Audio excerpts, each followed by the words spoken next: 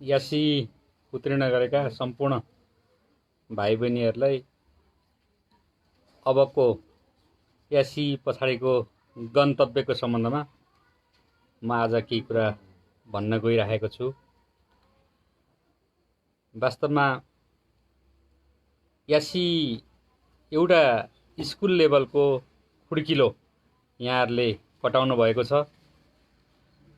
धेरै विद्यार्थीहरूलाई अबको गन्तव्य कस्तो होला, हामी के पढ्ने होला, कहाँ पढ्ने होला, कसरी अगाडि बढ्ने होला भन्ने खालको एउटा मनमा जिज्ञासा हुनसक्छ। कतिले जानकारी लिनु पनि भएको होला, कतिले लिन पनि पाउनु भएको पनि छैन होला। यहाँहरू सबैलाई हिजो यासीको रिजल्ट आएपछि उत्तीर्ण हुने सबैलाई म हार्दिक शुभकामना दिन चाहन्छु।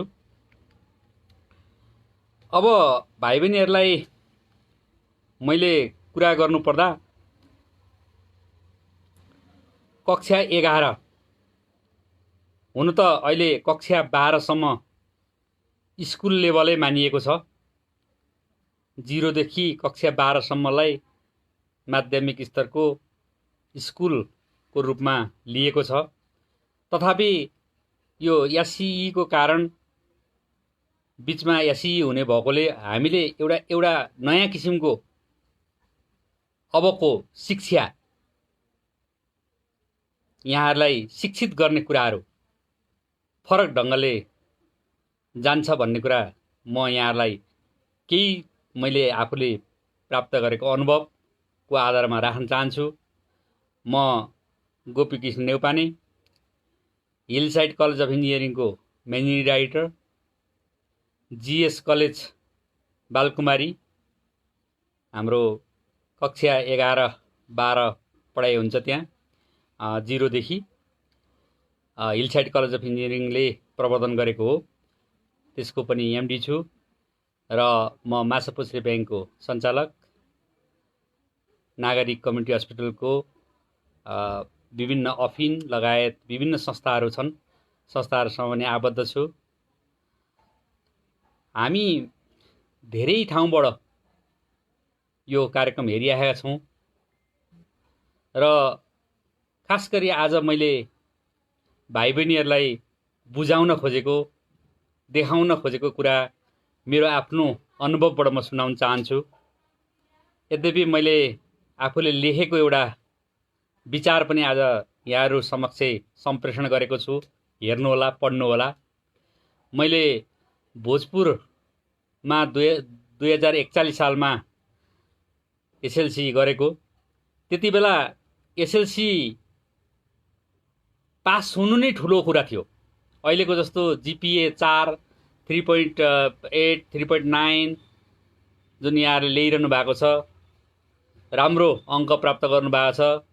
हाम्रो पालामा त्यस्तो थिएन। प्रथम श्रेणी हुने मान्छे नै एकदम नगन्य हुन्थे। दोस्रो श्रेणी हुने भनेको त निकै राम्रो हो। त्यति बेलाको परिस्थितिमा मानिन्थ्यो, त्यो खालको शिक्षा थियो हाम्रो पालामा। तेस्रो श्रेणी पास गर्नु पनि ठुलो उपलब्धिमूलक हुन्थ्यो। त्यो अवस्थामा अब कलेज पढ्नु पर्ने भयो। एसएलसी त पास गरियो दोस्रो श्रेणीमा, तर अब कहाँ पढ्ने, के पढ्ने होला, कस्तो हुन्छ कलेज, हामीलाई केही पनि थाहा थिएन। पहाडको ठाउँमा अझ त्यति बेला गाइडहरू, किताबहरू केही पाइँदैन थियो। किताब किन्नलाई हरेक हटियाको दिन शनिबार एक दिनको बाटो लगभग 2-3 घन्टा 4 घन्टा हिँडेर एक दिनभरि खर्चेर एउटा किताब 2टा किताब पाइन्थ्यो। हामीले त्यसै सङ्ग्रह गरेर पढ्नुपर्ने स्थिति थियो। टिचरहरू पनि राम्रो टिचर पाइँदैन थियो। बिएससी टिचर, आइएससी टिचर भनेको धेरै ठुलो टिचर मानिन्थ्यो। त्यो टिचरहरू हामी खोजेर लगेर 1 महिना 2 महिना राखेर उहाँहरूले सिकाएर पढाएर हामीलाई चाहिँ एसएलसी दिने बनाउनु हुन्थ्यो। त्यो खालको एउटा परिस्थितिमा गुज्रिरहेका मान्छेलाई अब एकैचोटि मधेसमा झरेर अब पढ्नुपर्ने स्थिति रह्यो। अब त्यही हिसाबले हामीले चाहिँ मैले मेरो आफ्नो शिक्षालाई अगाडि बढाउने क्रममा विराटनगरको महेन्द्र मोरुङ क्याम्पस, भाइ बहिनीहरूलाई नाम त सुन्नुभएको होला, पूर्वतिरको हुन्छ भने थाहा पनि भइसक्यो होला। त्यहाँ पढ्न जाने मौका पाएँ। त्यहाँ जानको लागि पनि मलाई ठुलो दौडौड थियो, कसरी जाने, के गर्ने, कस्तो होला। बस पनि चढेको छैन। अब त्यहाँ बस कस्तो हुन्छ त्यस्तो पनि थाहा थिएन। अब त्यस्तो अवस्थामा चाहिँ त्यहाँ कलेजमा पुगियो जसोतसो गर्दै। अनि कलेजमा त्यो के गर्नुपर्छ अब पढ्नलाई भन्ने पनि जानकारी थिएन। सबै आफैले इन्क्वायरी गर्दै सोध्दै बुझ्दै फारम भर्ने ठाउँमा पुग्यो। फारम लिएँ, फारम त लिएँ, अब के पढ्ने। अब करिब करिब मेरो त्यही 58% जस्तो थियो त्यो बेला। 60% 47 हुन्थ्यो, 58% जस्तो मार्क्स थियो। अब 58% को मान्छेले के पढ्ने होला। अनि मलाई के लाग्थ्यो भने सबैभन्दा यो चाहिँ सबैभन्दा तगडा मान्छेले पढ्ने चाहिँ साइन्स होला भन्ने दिमागमा थियो। अनि साइन्स पढ्नुपर्छ भन्ने एउटा सोच चाहिँ थियो। तर अब साइन्स पढ्दा के हुन्छ भन्ने मलाई त्यो बेला केही पनि थाहा थिएन। अनि अब अलिक दोस्रो क्याटेगोरी हामी जस्तो यो सेकेन्ड डिभिजन ल्याउने मान्छेहरूले चाहिँ म्यानेजमेन्ट पढ्ने होला, त्योभन्दा दोस्रो चाहिँ म्यानेजमेन्ट होला भन्ने थियो। अनि तेस्रो चाहिँ ह्युमेनिटिज होला भन्ने थियो। त्यस पछाडि चाहिँ अब अरू विषय त हुन्छन् भन्ने पनि जानकारी थिएन। अनि ल, एजुकेसन यसको बारेमा मलाई केही पनि थाहा थिएन त्यति बेला थाहा थिएन। त्यस पछाडि फारम भरियो। फारम भर्ने बेलामा अब एउटा विषय रोज्नुपर्ने रहेछ। त्यो रोज्दाखेरि अब साइन्स पढ्ने हिम्मत गरिएन। अब साइन्स पढ्दा साइन्स चाहिँ धेरै अप्ठ्यारो होला, धेरै असहज होला, पढ्न नसकिएला। अब भोलि फेल भइयो भने के गर्ने, हामी त पाहाडभित्रबाट आएको मान्छे, यस्तो समस्या हुन्छ भन्ने मनमा एकदम डर जस्तो लागेर साइन्स पढ्ने जमर्को गरिएन। अनि त्यस पछाडि म्यानेजमेन्टमा टिक लगाइयो। अब म्यानेजमेन्ट पढ्ने, व्यवस्थापन भन्ने कुरा आयो। तर त्यो के त व्यवस्थापन भनेको के हो, साइन्स भनेको के हो, अनि त्यो पढ्दा के हुन्छ, ह्युमेनिटिज पढ्दा के हुन्छ, यो केही पनि जानकारी नभइकन नै फर्म भरियो। अनि एक किसिमले चिट्ठा जस्तो अब यसमा टिक लाउने जस्तो भयो। अनि मैले चाहिँ त्यसपछि फर्म भरेँ। फर्म भरेपछि नाम फर्स्ट लिस्टमै नाम निस्कियो। विभिन्न लिस्ट निस्किँदो रहेछ, त्योमध्ये फर्स्ट लिस्टमा नाम निस्किएपछि मैले चाहिँ म्यानेजमेन्टमा भर्ना भएँ, एडमिसन भएँ। त्यस पछाडि मेरो कलेज लाइफ सुरु भयो। अब मैले यहाँ भाइ बहिनीहरूलाई के भन्न खोजेको भने अब यसरी गन्तव्य बिना म के हुने हो, मलाई के पढ्नुपर्ने भन्ने नि मलाई कोही गाइड गरिदिने मान्छे पनि त्यति बेला भएन। कोही थाहा थिएन मलाई के कारणले म यो म्यानेजमेन्ट पढिरहेको छु, के हुन्छ म्यानेजमेन्टमा, के विषय पढ्नुपर्छ भन्नेसम्म पनि थाहा थिएन। त्यस कारणले गर्दाखेरि अब त धेरै यहाँ भाइ बहिनीहरूलाई सुविधा छ, इन्टरनेटको सुविधा छ। अहिले धेरै कुराहरू गुगलबाट हेर्न सक्नुहुन्छ। त्यस्तै गरेर अरू साथीभाइहरू जो अग्रज दाजुभाइ हुनुहुन्छ, उहाँहरू दाजुभाइ दिदीबहिनीहरूले पनि धेरै कुराहरू सिकाउनुहुन्छ। अभिभावकहरू पनि अहिले धेरै जान्ने भइसक्नुभयो। अब त्यति बेलाको हामी विद्यार्थी, अहिले अभिभावक भइसकेका छौँ। त्यस कारणले गर्दाखेरि तपाईँहरूले चाहिँ के बुझ्नु पर्यो भने अब म साइन्स पढ्ने हो भने मेरो के हुन्छ त, कस्तो हुन्छ त करियर भन्ने खालको चाहिँ पहिला बुझ्नुपर्ने आवश्यकता पर्छ। हामी देख्छौँ अहिले नेपालमा यत्रो कोभिड कहरको बेला छ। हामी अब घर घरमा एक किसिमले लकडाउनको स्थितिमा बसेका छौँ। काहीँ निषेधाज्ञा जारी भएको छ, काहीँ के भएको छ। विभिन्न कारणले गर्दाखेरि घरमै बस्नुहोस् है, बाहिर ननिस्किनुहोस् भन्ने सरकारको पनि अनुरोध छ। हामी आफै पनि सचेत हुनुपर्छ। हामी धेरै मान्छेलाई पनि यो प्रचार प्रसार गर्नुपर्छ र घरमै बसिरहेका छौँ। यो बेला सबैभन्दा अगाडि फ्रन्ट साइडमा को हुन्छ भन्दाखेरि हामी केही कारणले बिमारी पर्यौँ अथवा हाम्रा मान्छे बिमारी परे भनेदेखि डाक्टर, नर्स, त्यस्तै गरेर तपाईँको चाहिँ हेल्थ असिस्टेन्टहरू, अनि त्यसै गरेर तपाईँको चाहिँ अरू धेरै किसिमका सुरक्षाकर्मीहरू त्यहाँ के भन्छ सुरक्षाको साथै स्वास्थ्य कर्मीहरू त्यहाँ चाहिँ अगाडि भइरहनु भएको हुन्छ, फ्रन्टमा हुनुहुन्छ भनेको उहाँहरूले सबभन्दा पहिला सेवा कसले गर्नुहुन्छ भन्दाखेरि हाम्रा ती स्वास्थ्य कर्मीहरूले गर्नुहुन्छ। हो, हामी पनि त्यस्तै डाक्टर बन्न, त्यस्तै नर्स बन्न, होइन, त्यस्तै हाम्रो हेल्थ असिस्टेन्ट पढ्नको लागि, अरू हाम्रो टेक्निकल विषय पढ्नको लागि, अथवा तपाईँको एउटा यत्रो हाम्रो विकास निर्माणको चरणमा छौँ हामी।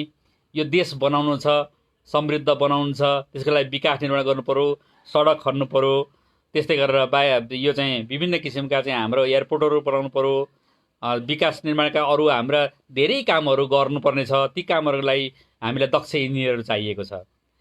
हामीले टेक्निकल पाटोबाट म कुरा गरिरहेको छु। त्यस्तै गरेर तपाईँको अरू आइटीका कुराहरू भए, हामी अहिले कम्प्युटरमा अहिले यति सामान्य यो चाहिँ फेसबुक चलाएर अथवा कुनै कारणले मात्रै चाहिँ हामी आइटी विज्ञ हुँदैनौँ। हामीले धेरै कुराहरू आइटीको बारेमा जान्नुपर्ने हुन्छ। हामीले ब्याङ्कतिर हेऱ्यौँ भने तपाईँको एउटा एटिएमबाट पैसा निकाल्ने कसरी, यसो हेर्दा सहज छ, तर कति त्यसमा सिस्टम कस्तो होला होइन, हाम्रा सफ्टवेयरहरू कस्ता होलान्, हाम्रो एक ठाउँबाट हालेको पैसा अर्को ठाउँमा कसरी देखिन्छ, कसरी लिइन्छ, यी खालका कुराहरू धेरै कुराहरू छन्। त्यो सबै टेक्निकल पार्ट हो। अनि हाम्रो एग्रिकल्चरको इन्जिनियरिङ हुन्छ, कृषिसँग सम्बन्धित बिएससी एजी एग्रिकल्चर पढ्नुपर्ने हुन्छ, त्यसमा विज्ञहरू हुन्छन्, भोलि कृषि वैज्ञानिकका कुराहरू हुन्छन्। यो सम्पूर्ण कुराहरूको लागि चाहिँ हामीले साइन्स पढ्नुपर्छ।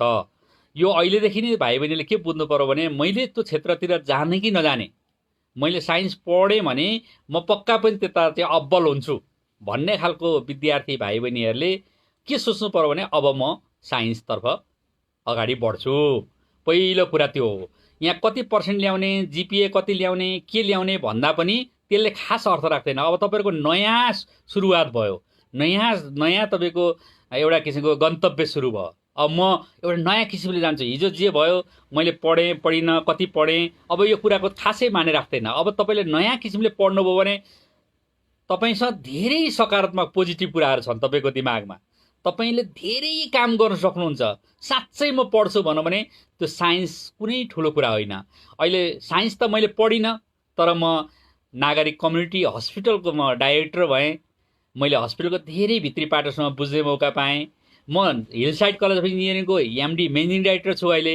मैले इन्जिनियरिङसँग सम्बन्धित धेरै कुराहरू बुझ्ने मौका पाएँ। धेरै विद्यार्थी भाइहरू, धेरै सरहरू, प्रोफेसरहरू मसँग मेरो सङ्गत छ, उहाँहरूसँग धेरै कुरा बुझ्ने मौका पाएँ। भन्दाखेरि अहिले त उहाँ त्यो साँच्चै भन्दा पनि टेक्निकल पाटो पो झन् इजी रहेछ, अलिकति ध्यान दिएर पढ्नु सक्यो भने त। त्यसले गर्दा साइन्स पढ्नलाई त्यस्तो हिचकिचाउनु पर्ने अथवा म सक्दिनँ कि के होला कि भन्नुपर्ने स्थिति चाहिँ होइन। त्यसो भएकोले म भाइ बहिनीहरूलाई के अनुरोध गर्छु भने यदि यतातिरतर्फ जाने, हामी पाइलट बन्नु छ, इन्जिनियर बन्नु छ, डक्टर बन्नु छ, नर्स बन्नु छ, यो खालको चाहिँ कृषिको इन्जिनियर बन्नु छ, अरू किसिमको हाम्रो चाहिँ अरू किसिमका इन्जिनियरहरू, आर्किटेक्चर भोलि चाहिँ घर बनाउने एउटा राम्रो आर्किटेक्चर बन्नु छ, अरू तपाईँको चाहिँ आइटीको इन्जिनियर बन्नु छ, त्यस्तो अब कुनै कसैलाई पनि त्यस्तो इच्छा लाग्दाखेरि भाइ बहिनीहरूले चाहिँ तपाईँहरूले साइन्स पढ्नुपर्ने हुन्छ, एउटा विषय। अब दोस्रो विषय के हो भने साइन्स त पढ्नुहुन्छ, तर साइन्स पढेपछि त तपाईँ त डाइरेक्ट काममा जानुहुन्छ, तपाईँ त म्यानेजर त होइन। तपाईँको काम त के भनेदेखि तपाईँले टेक्निकल पाटोको काम गर्नुहुन्छ, डाक्टरले अपरेसन गर्नुहुन्छ, तल त्यहाँ इन्जेक्सन लाउँछ, बिमारी जाँच्नुहुन्छ, अनेक किसिमको कामहरू त्यतातिर टेक्निकल काम त गर्नुहुन्छ डाक्टरले, तर तल बिल काटिदिने, त्यहाँबाट हिसाब किताब राखिदिने, त्यहाँबाट माथि म्यानेजमेन्ट गरिदिने, त्यहाँभित्र पुर्याउने गर्ने, त्यहाँ तपाईँहरूले त्यहाँ देखिरहनु भएको हुन्छ, त्यहाँ अरू धेरै स्टाफहरू काम गरिरहनु भएको हुन्छ। त्यो म्यानेजमेन्टको पाटो त्यसलाई चलायमान गर्ने, डाक्टरहरू इन्जिनियरहरूलाई चलाउने कसले गर्छ भन्दाखेरि म्यानेजमेन्टले गर्छ। अब म्यानेजमेन्ट भनेको चाहिँ टोटल सबै किसिमको व्यवस्थापन गर्ने काम हुन्छ। सबै किसिमको जुनसुकै ठाउँमा पनि व्यवस्थापनको ठुलो महत्त्व हुन्छ र त्यो व्यवस्थापकको ठुलो हात हुन्छ। त्यो संस्थालाई अगाडि बढाउने, नबढाउने, कहाँ पुर्याउने, त्यसको उद्देश्य अब्जेक्टिभ्सहरू हुन्छन्। प्रफिट गर्नुपर्ने कम्पनीलाई प्रफिटमा लैजानुपर्ने हुन्छ। गैर सामाजिक संस्थाहरूमा पनि एउटा चाहिँ टार्गेट पिपुलसँग समक्ष हाम्रा चाहिँ कुराहरू पुर्याउनु पर्ने हुन्छ। अनि विभिन्न किसिमको व्यवस्थापन गरिदिनु पर्ने हुन्छ। कहीँ तपाईँको प्रोक्युरमेन्टको कुरा होला, कहीँ चाहिँ अन्य कुराहरू होलान्, कहीँ चाहिँ एकाउन्ट्सको कुरा होला, कहीँ अडिटको कुरा होला। यो सबै काम कसले गर्छ भन्दाखेरि म्यानेजमेन्टले गर्छ। यो म्यानेजमेन्ट पढ्ने मान्छेहरूले चाहिँ ओभरअल तपाईँको कामहरू गर्छ। जुन मैले पनि अघि मैले तपाईँहरूलाई भने, मैले एमबिएसम्म गरेँ त्रिभुवन विश्वविद्यालयबाट। एमबिएसम्म गरेको आधारमा मैले म 2049 सालदेखि म नियमित अडिटर पनि छु र म अडिटको काम पनि हेर्छु।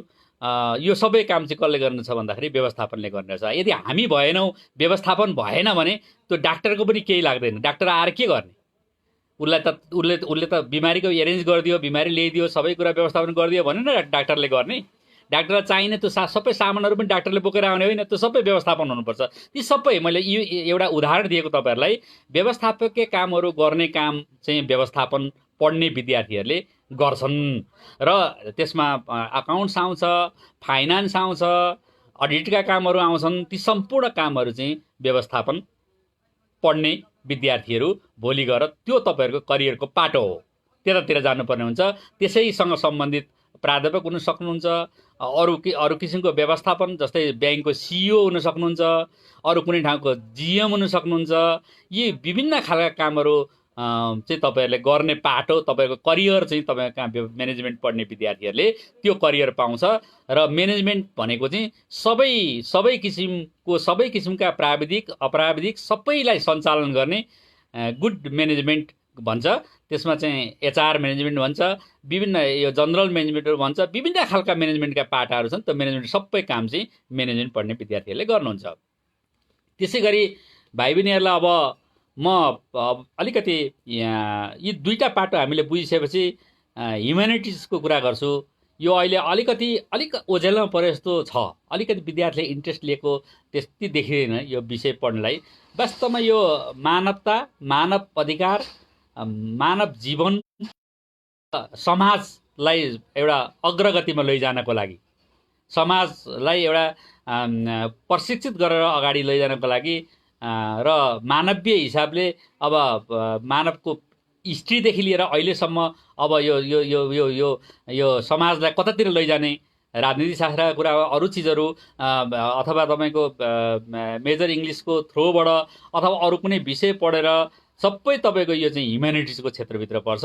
तर अब अलिकति यो पार्टिकुलरली यो विषय चाहिँ कुनै एउटा पछि गएर मेजर विषय लिइसकेपछि मात्रै यसमा चाहिँ कुन पाटोबाट जाने भन्ने हुन्छ। त तपाईँहरूले ब्याचलरतिर गएर गर्नुपर्ने हुन्छ। अहिले चाहिँ ह्युम्यानिटिजको बारेमा अब ह्युम्यानिटिज अन्तर्गतै सोसियोलोजीहरू पनि हुन्छ, अरू विषयहरू पनि हुन्छ, विभिन्न विषयहरू हुन्छन्। र खास सोसाइटी मुभमेन्टको लागि यो ह्युम्यानिटिज अथवा यो चाहिँ मानवलाई एउटा अग्रगतिमा लैजाने काममा चाहिँ यो बढी प्रयोग हुन्छ। तपाईँले यदि ह्युम्यानिटिज पढ्नुभयो भने अब म यसरी सोसाइटीलाई अगाडि बढाउने काममा लान्छु, अथवा म एउटा राजनीति गर्छु, अथवा म यो कुनै किसिमको समाजसेवा गर्छु भन्नेतर्फ तपाईँले एउटा सोच बनाएर अगाडि बढ्दा हुन्छ। यदि तपाईँलाई त्यो सोच चाहिँ अहिलेदेखि नै म त्यो किसिम लाग्छ भन्ने छ भने अब अहिले चाहिँ अर्को नयाँ विषय यो हुन त पहिला पनि थियो, बिचमा हटाइएको थियो। अहिले 11 देखि नै के सुरु भएको छ भने कानुनको विषय। मैले चाहिँ यो म्यानेजमेन्ट गर्दा मलाई के लाग्यो भने यसो हेर्ने, म्यानेजमेन्टमा पनि विभिन्न किसिमको कन्फ्लिक्ट आउने, म्यानेजमेन्टमा पनि कहिले चाहिँ तपाईँ कुनै समस्या आउने, अब कुनै विवाद आउने, ट्याक्सका विवादहरू आउने, अरू कन्फ्लिक्टहरू, कन्ट्र्याक्ट दुई पक्ष बिचमा सम्झौता गर्यो, एउटाले कन्ट्र्याक्ट उल्लङ्घन गरिदिन्छ, सम्झौता उल्लङ्घन गरिदिन्छ, हो त्यस्तो बेलामा चाहिँ विवाद आउने। यस्ता धेरै किसिमको हेरिराखेको। त्यस्तै गरी यो कम्पनी रजिस्ट्रेसनदेखि लिएर धेरै कुराहरू चाहिँ लिगल फिल्डसँग जोडिएका कुराहरू, इन्कम ट्याक्सको कुरा भयो, भ्याटका कुराहरू भए, यो सबै कुराहरू चाहिँ लिगल साइडतिर पनि जोडिएका विषयहरू भएको हुँदाखेरि मैले म्यानेजमेन्ट हुँदा पनि मैले चाहिँ फेरि एलएलबी र एलएलएम पनि गर्ने मौका पाएँ। मैले त्यही सिलसिलामा मलाई इन्ट्रेस्ट लाग्यो कि होइन ल नपढी त हुँदैछ, किन कानुन चाहिँ जान्नै पर्ने विषय रहेछ। जुनसुकै विधाको मान्छे होस् त्यसलाई चाहिँ कानुनको चाहिँ एकदम ठुलो अर्थ रहेछ। कानुन नजानिकन चाहिँ हामीलाई यो टिक्नै नसकिने खालको परिस्थिति हुन्छ। केही न केही कानुन जान्नै पर्ने, जनरल कानुन त अझ तपाईँ स्पेसिफिक भएर पढ्ने हो भने हामीले पढ्नै पर्छ भन्ने लागेर मैले एलएलएमसम्मको डिग्री हासिल गरेँ हो। अब यसमा मैले के भन्न खोजेको भने यो कानुनको कुरा चाहिँ तपाईँको एउटा कस्तो भने यो हेर्दाखेरि चाहिँ एडमिन टाइपको, तर यो कुरो चाहिँ के हुन्छ भने यो टेक्निकल टाइपको शिक्षा यसमा तपाईँको हासिल हुन्छ। भनेको मतलब भोलि तपाईँ कुनै पनि कारणले केही समस्याहरू पर्दा, केही पनि कुराहरू अप्ठ्यारो भयो, कुनै अब जागिरै पाइएन अथवा केही समस्या हो भने पनि तपाईँ एउटा सानो एउटा कन्सल्टेन्सी फर्म खोलेर तपाईँ चाहिँ बाँच्न सक्नुहुन्छ। कानुनको एउटा राम्रो एउटा वाइडली क्षेत्र छ। यो क्षेत्रमा तपाईँ लाग्नुभयो भने पनि तपाईँ एउटा सक्सेस एउटा मान्छे बन्नु सक्नुहुन्छ। र तपाईँलाई एउटा जो मान्छे अलिक फरवर्ड हुनुहुन्छ, साँच्चै म केही गर्छु, बहस गर्छु, दुईवटा पक्षको बिचमा हामीले कुनै पनि पक्षको वकालत गर्न म सक्छु, भोलि गएर मसँग लेख्ने कला छ, म चाहिँ तमासुकहरू लेख्न, अरू धेरै किसिमको त्यो कागजपत्रहरू लेख्नुपर्ने हुन्छ, ती सबै लेख्न, करार बनाउन, अरू जे आइपरे पनि म गर्न सक्छु, मलाई त्योसँग एकदम राम्रो इन्ट्रेस्ट छ भन्ने खालको लाग्ने विद्यार्थीहरूले कानुन पढ्नुहोस्। अहिले 11 देखि तपाईँ कानुन पढ्नुभयो भने, हाम्रो पालामा त्यो सुविधा थिएन, हामीले ब्याचलरदेखि मात्रै कानुन पढेको हो। त्यसलाई तपाईँहरूले 11 देखि नै कानुन पढ्नुभयो भने तपाईँ भोलि कानुनको एउटा विज्ञ हुन सक्नुहुन्छ। कानुनको जुन सम्मानित अदालतहरूदेखि लिएर तपाईँको चाहिँ सरकारी वकिलको कार्यालयदेखि लिएर कानुन मन्त्रालयदेखि लिएर अरू सबै मन्त्रालयहरू पनि कानुनको चाहिँ दरबन्दी हुन्छ, र त्यहाँ चाहिँ तपाईँले कानुनको कर्मचारीको हिसाबले काम गर्न सक्नुहुन्छ। काम पाउनु भएन भने तपाईँलाई आफ्नो फर्म खोलेर स्वरोजगार पनि तपाईँ बन्न सक्नुहुन्छ। तपाईँलाई यो राम्रो अपर्च्युनिटी छ। र म जो विद्यार्थीहरू मेरो अलिक कम आयो जिपिए बा अरू पढ्न सकिँदैन कि यता हुन्छ कि उता हुन्छ कि भन्ने साथीहरूले तपाईँहरूले कानुनतिर अलिक बल गर्नुहोस्। कानुन पढ्नलाई एकदम सहज छ। कुनै पनि विषय आफैमा महत्त्व छ, आफैमा अप्ठ्यारो छ, आफैमा फेरि सजिलो पनि छ। त्यसले गर्दा तपाईँको इन्ट्रेस्ट कता जोडिन्छ त्यतातर्फ तपाईँले ध्यान दिनुपर्छ। त्यस्तै गरेर एजुकेसन छ, एजुकेसनमा शिक्षासँग सम्बन्धित कुराहरू तपाईँले भोलि राम्रो म गुड टिचर बन्छु, राम्रोसँग चाहिँ एउटा मैले जे सिकेँ अब म यो शिक्षा चाहिँ मैले बाँड्नुपर्छ। मैले चाहिँ यो देशभरि जहाँ हाम्रा स्कुलहरू छन्, विद्यालयहरू छन्, त्यसलाई सुधार्नुपर्छ। मैले स्कुललाई चाहिँ अगाडि बढाउनुपर्छ, मैले धेरै मान्छेलाई शिक्षित बनाउनुपर्छ भन्ने तपाईँलाई लाग्ने जो विद्यार्थी हुनुहुन्छ, जो विद्यार्थी भाइ बहिनीहरू हुन्छ, यहाँहरूले चाहिँ तपाईँले के पढ्नुहोस् त भन्दाखेरि एजुकेसन पढ्नुहोस्। त्यसरी हामीले चाहिँ अहिले नै हामीले विधा गर्नु तोक्नुपर्छ। म एउटा तपाईँलाई सुनाउँ। हामीले एउटा यो अङ्ग्रेजी पढ्दाखेरि एउटा चाहिँ हामीले एउटा काम लाग्ने कुरा हामीले पढेका थियौँ। काम लाग्ने कुरा भनेको हामीले देखिराखेको, भोगिराखेको, जानिराखेको कुराहरू। जस्तै हेर्नुभयो भने भ्यागुताले सर्प खान्छ, भ्यागुताले सर्प खान्छ, फेरि सर्पले तपाईँको बिच्छी खान्छ, फेरि बिच्छीले भ्यागुतो खान्छ। हेर्नुहोस् है, भ्यागुताले सर्प खान्छ, सर्पले बिच्छी खान्छ, बिच्छीले फेरि भ्यागुतो खान्छ। भनेको मतलब को पावरफुल त अब भन्दा आफ्नो ठाउँमा आफ्नो परिवेशमा सबै पावरफुल। त्यस्तै यो विषयहरू पनि कुनै सानो ठुलो भन्ने हुँदैन। साइन्स पढ्ने मान्छे एकदम ठुलो हुने, कुनै बेला साइन्स पढ्ने मान्छेलाई कानुनको मान्छे नभई हुँदैन, कुनै बेला म्यानेजमेन्टको मान्छे नभइकन हुँदैन, ऊ एक्लै केही कामै गर्न सक्दैन। त्यस्तै म्यानेजमेन्टको मान्छेलाई म्यानेजमेन्ट त राम्रो गरेको छ, एकदम अफिस सफिस टक्क बनाएर राख्यो, सब ठिक छ, तर अब आएर डाक्टरले काम गर्दैन, आएर इन्जिनियरले काम गर्दैन, आएर पाइलटले काम गर्दैन, आएर अरू तपाईँको कानुन व्यवसायले काम गर्दैन भने के अर्थ र हो। त्यसले गर्दाखेरि एउटासँग अर्को लिङ्क भएको हुन्छ, सबै मिलेर गर्नुपर्छ। त्यही भएर त नेपाल सरकारको लोकसेवाको दरबन्दीहरू हेर्नु भने त्यहाँ विभिन्न किसिमको त्यहाँ पद सिर्जना गरेको हुन्छ। त्यहाँ कानुनको मान्छे पनि हुन्छ, व्यवस्थापन गर्ने मान्छे पनि हुन्छ, ह्युमेनिटिज पढ्ने तपाईँको चाहिँ विभिन्न मेजर विषय लिएका मान्छे पनि हुन्छन्, शिक्षा को सँग सम्बन्धित मान्छेहरू पनि हुन्छन्, अनि सबै किसिमका मान्छे साइन्स पढेका मान्छेहरू पनि हुन्छन्। भनेको मतलब के भने एउटा कम्बिनेसन मिलाएको हो। सबै विषयमा एउटै मान्छे पारङ्गत हुँदैन, सबै मिलेर त्यो त्यहाँ विभिन्न किसिमका कार्यक्रमहरू अगाडि बढाउनुपर्छ भनेर हामीले त्यसो गरेको हो। त्यसले गर्दा सबभन्दा पहिला तपाईँ चाहिँ क्लियर के हुनु पर्यो भने म अब यतातिर मेरो रुचि छ, म यतातिर जान्छु भन्ने तपाईँले सोच्नु पर्यो। अब भाइ बहिनीहरूलाई अझ बहिनीहरूलाई म के भन्छु भने धेरै बहिनीहरूको चाहिँ नर्सिङ पेसातिर अलिकति पढौँ भन्ने चाहना छ। नर्सिङ पेसा चाहिँ म हस्पिटलमा काम पनि गरिराखेको मान्छे भएकोले नर्सिङ पेसा वास्तवमै धेरै राम्रो पेसा हो, एउटा वास्तवमा धेरै सेवामूलक पेसा हो। तपाईँहरूले आइसियु भन्ने देख्नु भएको होला, सुन्नु पनि भएको होला, कति आफ्ना बुवा आमा बिमारी कसैलाई लगेर राख्नु पनि भएको होला। त्यहाँ आइसियुमा अरू मान्छे पस्न पाइँदैन, त्यहाँ आइसियुमा सबै काम नर्सले गर्नुपर्छ। भनेपछि तपाईँले बुझ्नुभयो त्यहाँ धेरै किसिमको सरसफाइदेखि लिएर बिमारीको स्याहार सुसारदेखि लिएर औषधि खुवाउनुदेखि लिएर भेन्टिलेटर चलाउनुदेखि लिएर सारा कामहरू, त्यहाँभित्र इन्जेक्सन दिने, डक्टरले भनेपछि दबाई दिने, ती सबै काम चाहिँ कसले गर्छ भन्दाखेरि नर्सले गर्छ। त्यसले अत्यन्त दुखी पेसा पनि हो। तपाईँहरूले अहिले धेरै बहिनीहरूले त्यता चाख लिनुहुन्छ। अब अहिले तपाईँले फर्स्टमै अहिले डिप्लोमाको नर्सिङ गर्नुभन्दा मेरो चाहिँ यहाँ के सुझाव छ भने तपाईँलाई यदि आफ्नो करियरलाई नेपालमै बाहिर कतै जाने अथवा यहीँ पनि राम्रोसँग गर्ने विचार छ भने अहिले चाहिँ साइन्स पढ्नुहोस् 11-12मा चाहिँ। अनि बिएससी नर्सिङमा तपाईँले एडमिसन पाउनुहुन्छ। त्यो बेला तपाईँले ट्राई गर्नुभयो भने धेरै राम्रो हुन्छ। किनभने यो डिप्लोमामा तपाईँले 3 वर्ष बिताउनुपर्छ।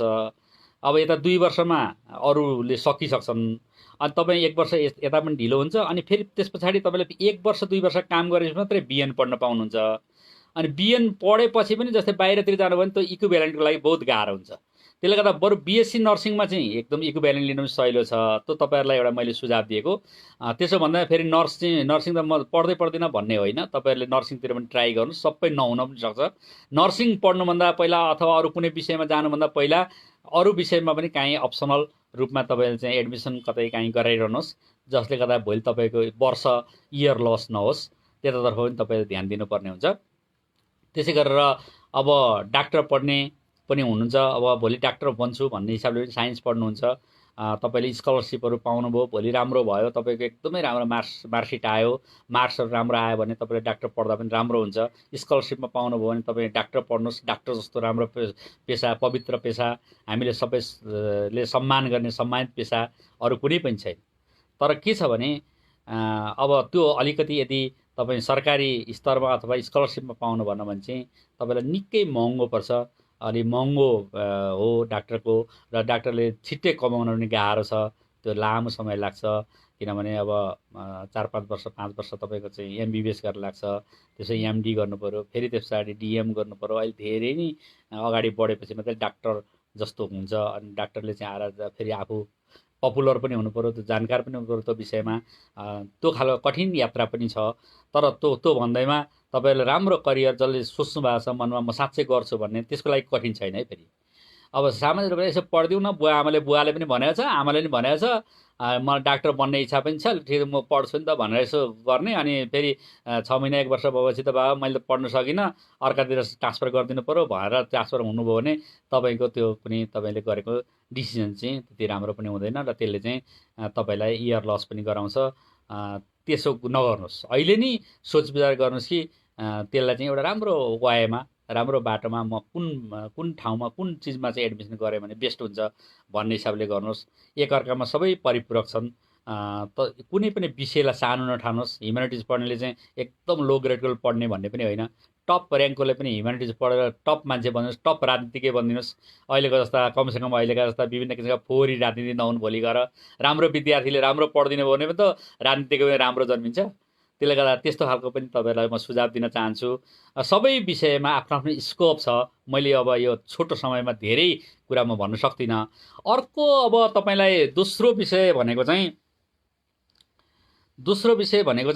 म तपाईँलाई के भन्छु भने अब कहाँ पढ्ने, अहिले कस्तो छ बजारमा भन्नुहुन्छ भने यो विभिन्न किसिमका कलेजहरूले विभिन्न किसिमका प्रलोभनहरू देखाउने, राम्रा विद्यार्थीहरू तानेर लगेर फोटो खिचाउने, ब्यानरमा हालिदिने, ल सबै विद्यार्थी यस्ता यस्ता राम्रा विद्यार्थी, यति जिपिएका विद्यार्थी हाम्रामा आए है भनेर हल्ला गरिदिने। अनि कसैले फोन गर्यो त्यहाँ गएर ल एडमिसन पाउन सकिन्छ कि भनेर सोध्यो भने होइन हाम्रो प्याक भइसक्यो भएर अनेक किसिमको झन्झट लगाइदिने। अनि भित्रभित्रै चाहिँ खाली हुने, पछि चाहिँ हतारमा चाहिँ रजिस्ट्रेसन गराउनुसम्म चाहिँ भर्ना लिइरहने, यस्ता विकृतिहरू पनि हामीबाटै छन्, हाम्रै समाजमा छन्, हाम्रै स्कुलहरू कलेजहरूबाट छन्। त्यस्तातर्फ पनि एकदम सचेत रहनुहोस्। अनि एउटा भ्रम के छ भने ठुलो ठुलो बिल्डिङ भएको ठाउँमा अब तपाईँहरूलाई कस्तो लाग्छ भने अहिले स्कुलमा पढाएको छु, अब चाहिँ एउटा कलेज जाइन्छ, यस्तो हुन्छ उस्तो हुन्छ भन्ने तपाईँलाई धेरै सपना बुन्नु भएको छ। त्यो हामी पनि त्यस्तै सोच्दछौँ, ओहो यस्तो पढ्दाखेरि त गजबै हुन्छ होला भन्ने लाग्थ्यो। तर के हुन्छ भने अलिक पछि गएपछि वास्तविकता त्यस्तो हुँदैन। वास्तविकता के हुन्छ भने अब तपाईँ यासीसम्म तपाईँलाई जसरी तपाईँलाई आफ्नो गुरुहरूले, शिक्षक शिक्षिकाहरूले जुन किसिमले तपाईँलाई माया गरेर नजिकबाट राखेर तपाईँ एक दिन आउनु भएन भने ए नानी कहाँ किन आयो न कसो भएन भन्ने खालको गर्छन्। अब बिस्तारै त्यो दिन अब तपाईँको सकिँदैछन्। अब तपाईँलाई अलिक दिन +2मा अलिअलि च्याप्छन्। अब ब्याचलरदेखि खास तपाईँलाई कसैले वास्ता गर्दैन। तपाईँलाई आफ्नो करियर आफैले बन्नुपर्ने हुन्छ। त्यसो हुँदाखेरि अब अहिले टिनेजर पनि छ तपाईँहरूको। अलिकति यो बेला के हुन्छ भने नयाँ उत्सुकता, नयाँपन, केही हेरौँ, केही देखौँ, होइन यहाँ किन पढ्ने, यो अलिकति म त अर्कै ठाउँ पढ्छु भन्ने। तर पढाइ के हो भने पढाइ र सिकाइ भन्ने कुरा सबैतिर एउटै किसिमको हो। कुनै किसिमको साह्रै केही पनि तलमाथि फरक पर्दैन। पढ्ने आफैले हो, टिचरले त गाइड मात्रै गरिदिने हो, यो पढ, यसरी पढ भनेर भन्ने हो, र विद्यार्थीले आफैले नलेज निकाल्ने हो। त्यस पछाडि अलिक अलिक तपाईँहरूले त्यसमा बुझ्दै गएपछि, भित्र पस्दै गएपछि आफैले नयाँ सोच्ने हो। अब यो विषय किन राखेको रहेछ, यो पाठ्यक्रम किन राखेको छ, यो टपिक्स किन राखेको छ भन्ने आफैले जान्ने हो। त्यसले गर्दाखेरि म ठुलो बिल्डिङ भएको ठाउँमा, धेरै पैसा लिने ठाउँमा पढ्दाखेरि चाहिँ म गतिलो हुन्छु भन्ने होइन। म महेन्द्र मुरुङमा पढेँ, आइकम बिकम महेन्द्र मुरुङमा। मेरो विचारमा त्यति बेला 25 रुपियाँ थियो कि जस्तो लाग्छ फी, महिना 3 महिनाको त्यस्तो थियो त्यो बेला। अहिले अब त्यसको अलिक ठुलै पैसा भयो होला, त्यो भए पनि 400-500 600 भन्दा बढी भएको छैन होला। भनेपछि अब त्यहाँ पढ्ने विद्यार्थीले अहिले हामीले केही गरिराखेकै छौँ त। हामी स्वरोजगार छौँ, युवा व्यवसायी छौँ, हामीले मुलुकलाई कन्ट्रिब्युसन गरिराखेकै छौँ, होइन। त्यसो भए चाहिँ हेर्नु पर्यो त्यसलाई चाहिँ एउटा एउटा तहमा, एउटा ठाउँमा हामीले चाहिँ अब कस्तोमा पढ्ने। पहिला पढिराखेको स्कुल छ, नजिकै छ, त्यसमा 11 कक्षा पनि छ, राम्रो छ भने पहिलो प्रायोरिटी त्यहीँ दिनुहोस्। किनभने तपाईँले सानोदेखि ठुलोसम्म सबै कुरा जानेको हुन्छ, टिचर जान्नुहुन्छ, प्रिन्सिपल जान्नुहुन्छ, अरू बाहिर अलिकति घर परिवारसँग पनि, अभिभावकसँग पनि उहाँहरूको थाहा भएको हुन्छ। 1-2 महिना अलिकति फीकै समस्या भयो भने उहाँहरूले हेरिदिनुहुन्छ। विभिन्न खालको मेरो सुझाव चाहिँ पहिलो प्रायोरिटी चाहिँ आफू पढेकै स्कुलमा त्यसलाई चाहिँ 12 सम्म जाने। अब त्यहाँ 11 छैन भने अनि अलिकति हेर्नुहोस्, सोसल सेक्टरमा लागेका अलिकति राम्रोसँग चाहिँ टिचरहरू, फ्याकल्टीहरू त्यहाँ जाँदाखेरि यसो सोध्नुहोस् को हुनुहुन्छ, यो विषय कसले पढाउनुहुन्छ, यो विषय कसले पढाउँछ, यो विषय कसले पढाउँछ। पहिला हेर्नुहोस्, त्यहाँ तपाईँले पाठ्यक्रमहरू हेर्न पाउँछ। गुगलमा गएर हेर्नुभयो भने पाठ्यक्रमहरू हेर्न सक्नुहुन्छ। 11मा के विषय पढ्नुपर्ने छ टिप्नुहोस्। अनि त्यस पछाडि यो कसले पढाउँछ, को सर हुन्छ, कति एक्सपिरियन्स हुन्छ, त्यो सबै सोध्न सक्नुहुन्छ। तपाईँहरूले आफैले सोध्ने हो, आफैले बुझ्ने हो, अनि अभिभावकहरूले पनि बुझिदिनुहुन्छ। अनि अलिकति त्यो बुझेर मेन चाहिँ कुरा के हो भने टिचर राम्रो भयो भने मात्रै तपाईँहरूको पढाइ राम्रो हुन्छ। हाम्रो आदरणीय गुरुहरूलाई हामी सबैले नमन गरौँ। तपाईँहरूलाई यहाँसम्म पुर्याउनु भयो। अझै अगाडि बढाउन लागि फेरि उहाँहरू अथवा नयाँ गुरुहरू सबैसँग चाहिँ तपाईँहरूले घुलमिल भएर उहाँहरूसँग भएको जुन एउटा किसिमको दिमागमा रहेका कुराहरू, उहाँहरूले जानेका बुझेका कुराहरू तपाईँलाई पास गर्ने हो। अनि तपाईँहरूले फेरि अरूलाई पास गर्ने हो। त्यसरी नै समाज चल्छ। अनि त्यसो हुँदाखेरि तपाईँहरूले चाहिँ अब नयाँ कलेज खोज्नु पर्दाखेरि अलिकति घरमा पनि धेरै बिहेबार नपर्ने गरी, टिचरहरू पनि राम्रो भएको, सामान्य किसिमको एक्स्ट्रा करिकुलमहरू पनि भएको, अलिकति पढाइलाई विशेष प्राथमिकता दिने त्यस्तो खालको हेर्नुहोस्। ठुलो बिल्डिङ, ठुलो चौरी, बास्केटबलको ठुलो कौ छ कि छैन भन्नेतिर धेरै ध्यान दिनुभयो भने पढाइ बिग्रिन्छ। पढाइलाई मुख्य ध्यान दिनुहोस्। अतिरिक्त क्रियाकलापहरू जसको पनि हुन्छ, यदि कसैको त्यहाँ कम्पाउन्ड सानो छ भने पनि अरू ठाउँ पनि व्यवस्थापन गरेको हुन्छ। त्यो त्यति ठुलो कुरा होइन, त्यो हामी जहाँ पनि पाउँछौँ। त्यसले गर्दाखेरि म यही कलेजमा यहीँ जानुहोस्, यसो गर्नुहोस् भनेर म भन्दा पनि भन्दिनँ, मैले भन्न पनि मिल्दैन। तपाईँहरूले चाहिँ आफूले रोजेको कलेज छान्दाखेरि जुन अहिले स्कुलै भनौँ, स्कुलको लेभलै हो, स्कुल 11-12को छान्दाखेरि चाहिँ त्यहाँको टिचर, त्यहाँको इन्भाइरोमेन्ट, त्यहाँको म्यानेजमेन्ट कस्तो छ। अब धेरैतिर अनुभव भएको अनुभवी म्यानेजमेन्ट धेरैतिर काम गर्नुभएका मान्छेहरू हुँदाखेरि के हुन्छ भने भोलि के किसिमले अलिकति आफूलाई भोलि ब्याचलर लेभल पुगेपछि, अरू कुनै लेभलमा पुगेपछि जब गर्नु पनि सजिलो हुन्छ। अब यस्तै अब हाम्रो जस्तै अब इन्जिनियरिङ कलेज छ, हिलसाइड कलेज इन्जिनियरिङले चलाएको जिएस कलेज छ। अब त्यहाँ भयो भने भोलि त्यहाँबाट चाहिँ इन्जिनियरिङ कलेजतिर सिफ्ट हुनलाई तपाईँलाई सजिलो हुन्छ भोलि इन्जिनियर पढ्ने मान्छेहरूलाई। यस्ता खालका कुराहरू पनि हेर्नुहोस्। त्यही प्राथमिकता दिनुपर्छ भन्ने पनि छैन। फेरि अरू पनि धेरै कुराहरू त्यसका हेर्नुपर्छ। तपाईँहरूलाई पाएक पर्नु पऱ्यो, सहज हुनु पऱ्यो। अब काठमाडौँ हुनेको कुरा म यो गरिरहेको छु, बाहिरबाट आएर काठमाडौँ पढ्नेको कुरा यो गरिरहेको छु। जो मान्छे त्यहीँ हुनुहुन्छ, जो विराटनगर हुनुहुन्छ, जो चाहिँ धनगढी हुनुहुन्छ, अब जो बुटवल हुनुहुन्छ, जो चाहिँ तपाईँको चाहिँ भरतपुर हुनुहुन्छ, अब उहाँहरूले त्यहीँको नजिकको बेस्ट चाहिँ स्कुलहरू हेर्नुहोस्। बेस्ट स्कुल भनेको धेरै पैसा तिर्ने स्कुल मात्रै बेस्ट हुँदैन है। टिचर हेर्नुहोस्, त्यहाँ टिचर राम्रो टिचरहरू पढाउने, त्यहाँको अनुशासनको कुरा हेर्नुहोस्, त्यहाँको थोरै पैसा लिएर पनि राम्रो म्यानेज गरेका कलेजहरू धेरै छन्। त्यसले गर्दाखेरि थुप्रै पैसा तिराउने अथवा तपाईँको भोलि गएर चाहिँ विभिन्न किसिमको आफूलाई विचार आउँछ। अरू धेरै कोही अब हुने ह्याभ र ह्याभ नट भन्छ क्या, अब हुने र नहुने को पनि एउटा त्यहाँ विभेद हुनसक्छ। कोही चाहिँ गाडी चढेर आइदिनुहुन्छ स्कुलमा, कोही चाहिँ मोटरसाइकल चढेर आइदिनुहुन्छ। अनि हामीलाई पनि त्यस्तै भइदिए हुन्थ्यो, हामी पनि त्यसो गर्न पाए हुन्थ्यो भने सबैको इच्छा हुन्छ। तर त्यस्तो महत्त्वकाङ्क्षी ओभर एम्बिसियस पनि हुँदैन। महत्त्वकाङ्क्षी हुनुपर्छ तर ठिक्क। ओभर एम्बिसियस धेरै नै महत्त्वकाङ्क्षी भइयो भने पनि कहिलेकाहीँ फेल हुन्छ। त्यसो हुँदाखेरि तपाईँहरूले कलेज चयनमा बहुत विचार गर्नुहोस्। सबभन्दा पहिला टिचर, त्यस पछाडि इन्फ्रास्ट्रक्चर, त्यहाँभित्रका ल्याबहरू। जस्तै साइन्स पढ्नुभयो भने त्यहाँ फिजिक्स ल्याब कस्तो छ, केमिस्ट्री ल्याब कस्तो छ, त्यहाँ सामानहरू छ कि छैन, हामीले त्यहाँ भोलि सिक्न पाउँछौँ पाउँदैनौँ, त्यो खालको र्याख्दै पारेर तपाईँहरूले सोध्ने। त्यहाँ सोधेर बुझेर सबै हेरेर अनि सबै कुरा गरिसकेपछि मात्रै एडमिसन गर्नुहोस्। त्यसो गर्नुभयो भने तपाईँ सफल हुनुहुन्छ, तपाईँलाई राम्रो हुन्छ। भोलि गएर लक्ष्य हासिल गर्न सकिन्छ ब्याचलर लेभलमा। त्यस पछाडि हामी एउटा नयाँ किसिमको फेरि विश्वविद्यालय स्तरको इन्ट्रान्स पाउँछौँ। त्यहाँबाट फेरि हामी चाहिँ मास्टर डिग्री कुरा आउँछ। अनि मास्टर डिग्रीमा फेरि स्पेसलाइजेसन गर्ने विषयहरूमा हामी जान पाउँछौँ। त्यसो हुँदाखेरि आजदेखि नै अब तपाईँले एउटा के अठोट गर्नुहोस्, अब म नयाँ सुरुवात गर्छु, अब नयाँ ढङ्गले जान्छु। हिजो म कति बजे उठ्थेँ, कति बजे सुत्थेँ, अब नयाँ ढङ्गले म एउटा रुटिन बनाउँछु, म आफ्नो लाइफलाई अब चेन्ज गर्छु भन्ने तपाईँ एउटा परिकल्पना गर्नुहोस्। अलिकति मनोरञ्जनको टाइम पनि चाहिन्छ, त्यसलाई पनि टाइम छुट्याउनुहोस्। एउटा आफूलाई ल म यति बेला पढ्छु, यति बेला सुत्छु, यति बेला खान्छु, यो गर्छु त्यो गर्छु भन्ने खालको अहिलेदेखि नै तपाईँ डिसिप्लिनमा रहेर गर्नुभयो भने 11मा तपाईँ जुन विषय पढ्नुहोस्, तपाईँलाई आफूले रोजेको विषय पढ्नुहोस्। अब मैले साइन्स पाइनँ भने उता पढ्छु अथवा यसो गर्छु भन्ने खालको नगर्नुहोस्। साइन्स पढ्ने मान्छेले म साइन्समै डिटर्मिन भएर पढ्नुहोस्। तपाईँ होइन म चाहिँ म्यानेजमेन्ट पढ्छु भने म्यानेजमेन्ट पढ्नुहोस्। तपाईँको होइन म ह्युमेनिटिज पढ्छु भने ह्युमेनिटिज पढ्नुहोस्। होइन म त अब अहिलेदेखि ल भएर मेरो राम्रो लयर बन्छु, म न्यायाधीश बन्छु भोलि गएर भन्ने तपाईँलाई लाग्छ भने त्यतातिर तपाईँ लाग्नुहोस्।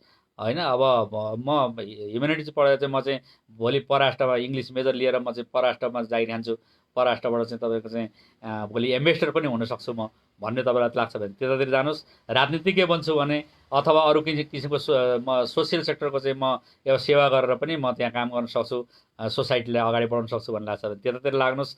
यी खालका कामहरू चाहिँ अहिले हामीले सबैले गर्नुपर्ने छ। यो मुलुकलाई समृद्ध बनाउनु पर्ने छ।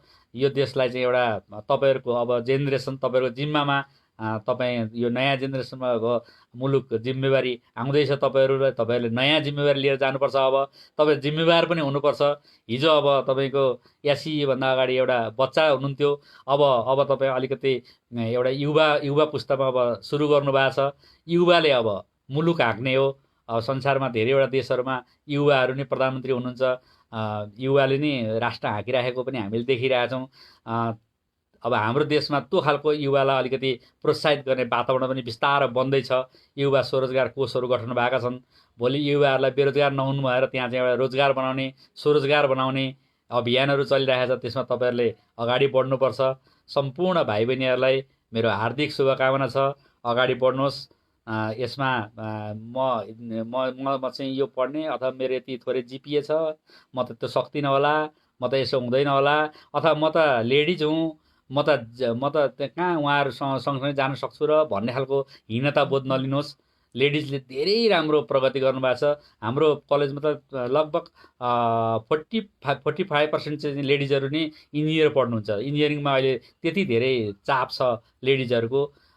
तपाईँले बायो लिएर तपाईँ फिजिकलको सट्टा बायो ग्रुप लिनुभयो भने बायोमाबाट पनि तपाईँले चाहिँ इन्जिनियरिङ पढ्न सक्नुहुन्छ। अबको नयाँ कोर्सहरू, नयाँ चिजहरू बन्दैछन्, नयाँ ढाँचाकाचा हुँदैछ। त्यसमा एकदम भिज्नुहोस्, लाग्नुहोस्। अनि अलिकति अनुशासित रहनुहोस्। घरमा अभिभावकज्यूहरूसँग नजिक रहनुहोस्। घरमा चाहिँ आफ्ना दुःख सुखका कुराहरू गर्नुहोस्। बेलुका आधा घन्टा घरका अभिभावकहरूसँग चाहिँ छलफल गर्नुहोस् आफ्नो विषयमा, घरको विषयमा। सबै कुरा अब तपाईँले बुझ्न थाल्नुपर्छ। तपाईँ एउटा नयाँ मार्गमा, नयाँ कर्तव्यमा अब जाँदै हुनुहुन्छ। त्यसैले व्यवहारिक बन्नुहोस्। केही हिजोबाट आज कस्तो परिवर्तन भयो मेरो छोरा, कस्तो परिवर्तन भयो मेरो छोरी, मलाई त गजब लागिरहेछ भएर बुवा आमाले चाहिँ गर्व गर्न पाउन्। म सम्पूर्ण भाइ बहिनीहरूलाई फेरि पनि यो कोभिड कहरको बेला तपाईँ एउटा मेसेन्जर भन्नुहोस्, सबैलाई मेसेज दिनुहोस् तपाईँहरूलाई है। कोही पनि बाहिर निस्कनु मास्क लगाएर मात्रै, कसैलाई इमर्जेन्सी निस्कँदा मास्क लगाउनुहोस्, हात धुनुहोस्, सेनिटाइजर प्रयोग गर्नुहोस्। अरू तपाईँले चाहिँ कुनै किसिमको समस्याहरू पऱ्यो हस्पिटलमा यसरी जानुपर्छ, कोभिडको यसरी यहाँ उपचार हुन्छ, कोभिडको स्वाब चाहिँ यसरी कलेक्सन गरिन्छ, यसरी यसरी उपचार गर्न सकिन्छ। नआत्तिनुहोस्, सबैलाई माया गर्नुहोस्, खालि छुनु भएन, टाढाबाट तपाईँले माया गर्न सक्नुहुन्छ, उहाँहरूलाई सद्भाव देखाउनुहोस्। भोलि आफू पनि बिमारी पर्न सक्छ, आफ्नो परिवार पनि त्यो फन्दामा पर्न सक्छ। हो त्यो कुराको मेसेज दिनुहोस्। अहो कोभिड लागेको मान्छेहरू छ त्यो त नहेरौँ नहेरौँ भएर भाग्ने खालको काम गर्नु हुँदैन। हामीले चाहिँ समाजलाई बनाउने हो, त्यतातर्फ पनि ध्यान दिनुहोस्। तर आफू सुरक्षित रहेर, आफू सुरक्षित रहनु भएन भने फेरि के हुन्छ त भने गाह्रो हुन्छ। जस्तै भूकम्पको बेला पनि सबभन्दा पहिला के भन्छ भने हामी आफू सुरक्षित रहौँ भनिन्छ नि। आफू सुरक्षित रह्यो भने मात्रै अरूलाई बचाउन सकिन्छ भन्ने कन्सेप्ट हुन्छ। त्यस्तै यसमा पनि कोभिड करको पनि ठ्याक्कै त्यही भएको छ। पहिला आफू सुरक्षित रहनुहोस्, अनि परिवार सुरक्षित रहनुहोस्, अनि समाजलाई सुरक्षित राख्न सक्नुहुन्छ भन्दै अब आज हामी छुट्टिन्छौँ। तपाईँहरूलाई बेला बेलामा म तपाईँहरूलाई केही कुराहरू लागेको कुराहरू तपाईँले मेसेन्जरमा लेख्न सक्नुहुन्छ, यो कुनै किसिमको मेसेजहरू पठाउन सक्नुहुन्छ, च्याटमा कुरा गर्न सक्नुहुन्छ। त्यसबाट पनि म तपाईँहरूलाई जवाफ दिने कोसिस गर्छु। अहिले कोभिड करको बेला, फुर्सदको बेला मैले भाइ बहिनीहरूसँग गन्थन गरौँ भएर मैले यो टाइम लिएँ। यहाँहरूलाई धेरै धेरै धन्यवाद, उपस्थित भइदिनु भयो। धेरै साथीहरूलाई अब भिडियो पनि सेयरिङ गर्नुहोस्। धन्यवाद।